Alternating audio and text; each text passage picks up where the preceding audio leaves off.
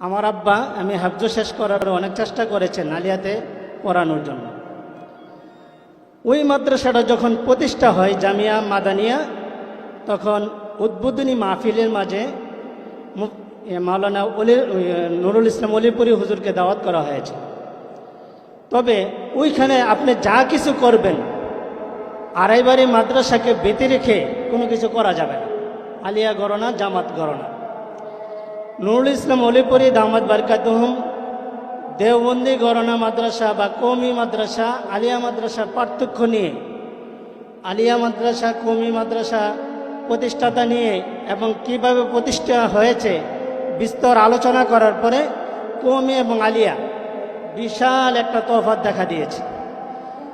কওমি মাদ্রাসা দারুল উলুম দেওবন্দ কাসেম নানুতুবিকে রাসূল সাল্লাল্লাহু আলাইহি সাল্লামের ইশারায় যে মাদ্রাসা হয়েছে এই ঘটনাটা বলেছিলেন।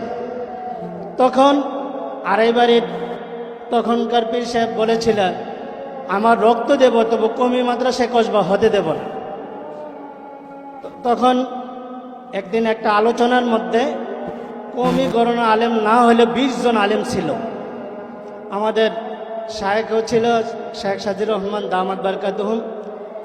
এখানে আড়াইবাড়ি আলিয়া মাদ্রাসার একজন মুহাদ্দিস উনি বললেন, দারুল উলুম দেওবন্দ যে রাসূল সাল্লাল্লাহু আলাইহি সাল্লামের ইশারা কাসেম নানুতির লাঠির দাগে হয়েছে, এটার দলিল কি? আপনারা দলিল দেন।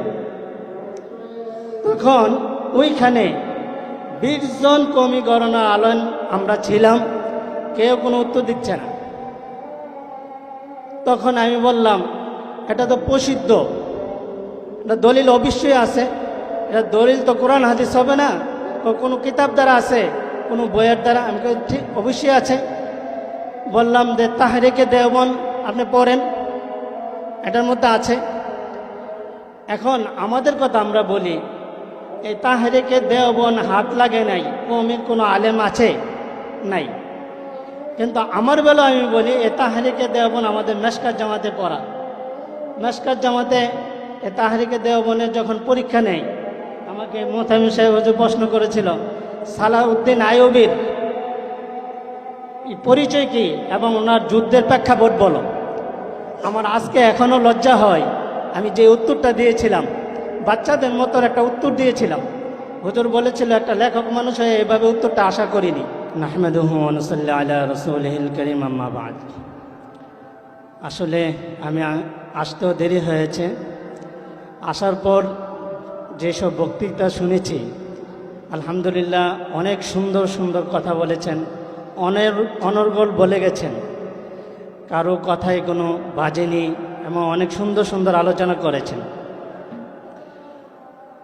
আমিও কিছু নোট করেছিলাম, আমার পূর্বের বক্তা মুজাহিদ ভাই কিছুটা বলে ফেলেছেন। তো আমাদের এই যে সেমিনার, এই সেমিনার ব্রাহ্মণবাড়িয়াতে খুবই কমই হয়। এরকম ভিন্ন চিন্তার ভিন্ন বিষয় নিয়ে সেমিনার বারবার হওয়া দরকার।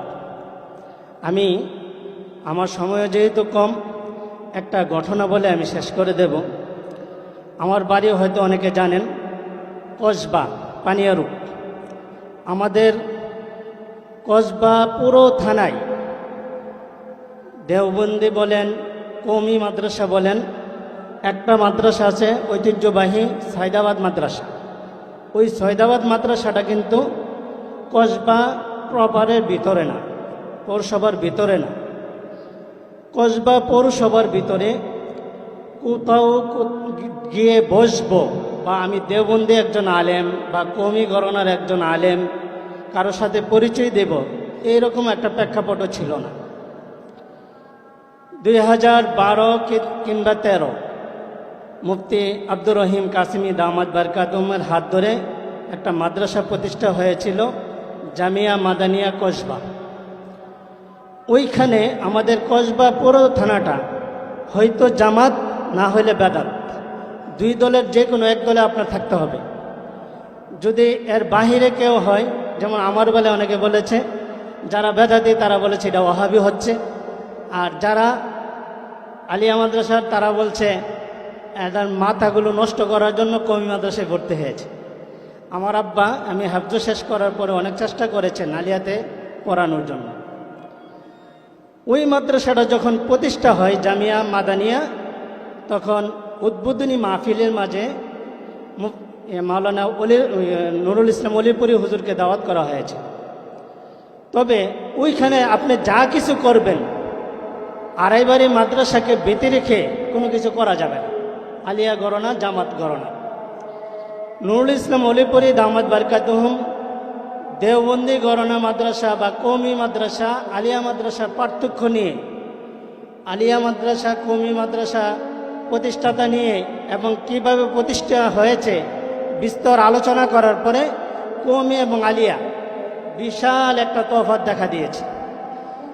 কওমি মাদ্রাসা দারুল উলুম দেওবন্দ কাসেম নানুতুবিকে রাসূল সাল্লাল্লাহু আলাইহি সাল্লামের ইশারায় যে মাদ্রাসা হয়েছে এই ঘটনাটা বলেছিলেন। তখন আড়াইবাড়ির তখনকার পীর সাহেব বলেছিলেন, আমার রক্ত দেব তবু কওমি মাদ্রাসায় কসবা হতে দেব না। তখন একদিন একটা আলোচনার মধ্যে কওমি গণনা আলেম না হলে 20 জন আলেম ছিল। আমাদের শায়েখও ছিল শেখ সাজির রহমান দামাত বারকাতুহুম।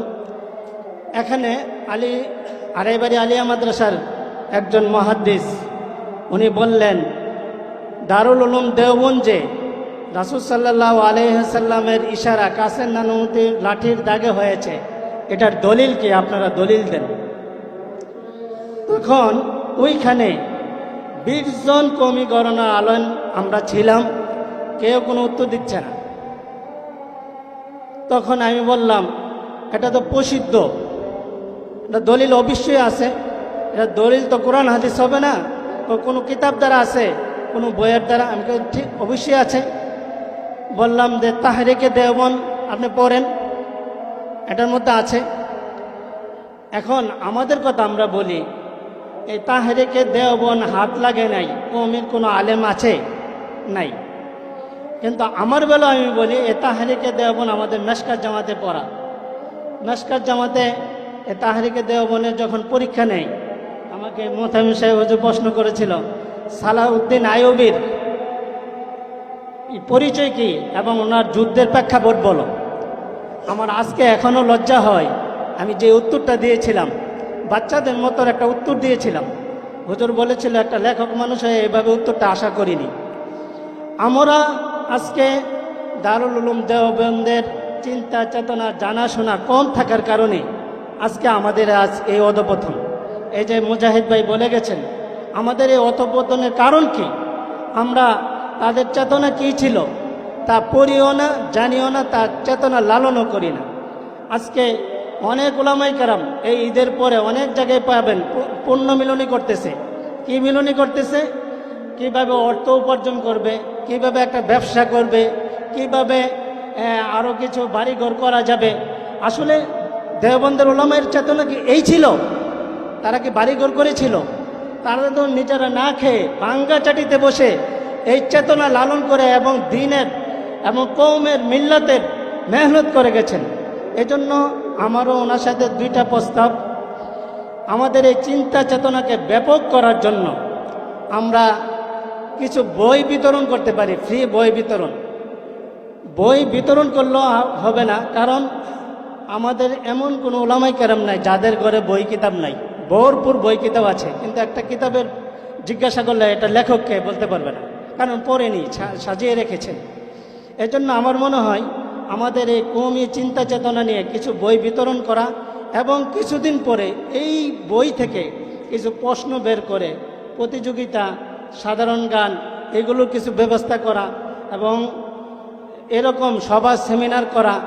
এইভাবে আমরা সবাই চিন্তাশীল হবে না, সবাই চেতনা লালন করবে না। আমরা যারা চেতনা লালন করি, আমরা এই নিয়ে সামনে আরও কিভাবে অগ্রসর হতে পারি, কাজ করতে পারি, আমাদের মুরব্বীরা এখানে যারা আছেন তারা আমাদেরকে দিক নির্দেশনা দেবেন। আর এই তরুণ প্রজন্ম, চিন্তাশীল প্রজন্ম, তরুণ আলিম উলামায়ে কেরাম এই নিয়ে কাজ করবেন বল আশা রেখে আমার সংক্ষিপ্ত বক্তব্য শেষ করছি। ওয়া আখির দাওয়ানা আলহামদুলিল্লাহি রাব্বিল আলামিন। আজান হয়ে গেছে।